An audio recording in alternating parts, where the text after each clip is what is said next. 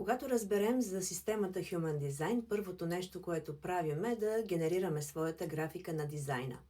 И там прочитаме кои сме. Дали сме манифестор, генератор, манифестиращ генератор, прожектор или рефлектор.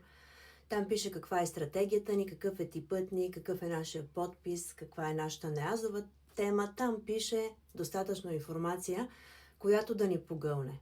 Много често обаче, когато погледнем една графика, пропускаме да забележим едно от най-важните неща. И най-важното нещо за почти 50% от хората. А именно, дефиниран или недефиниран е G-центъра. Центърът, който определя посоката, идентичността и любовта. Когато видите един отворен, недефиниран бял G-център в графиката на дизайна, това е най-важното нещо и най-важният въпрос, към който трябва да се обърнете. Защото недефинираният център постоянно търси себе си, посоката, любовта. И мястото, на което се намира, е най-важното нещо за него.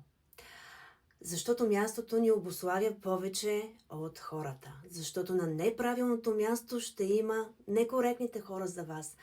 Защото прожекторът няма да бъде заобиколен от коректните хора. Това означава, че няма да бъде разпознат коректно и няма да получи съответно коректното разпознаване и коректните покани. Генераторът няма да има стимулите, на които да откликва. Манифесторът може да въздейства, но въздействието му да среща стени. Рефлекторът да потъне в разочарование от живота. Затова за тези от вас, които имате недефиниран G-център в графиката на дизайна си, първият въпрос, който трябва да си зададете, не е кой съм аз, каква е посоката ми и това ли е любовта. Не. Първият въпрос е, харесва ли ви мястото, на което се намирате?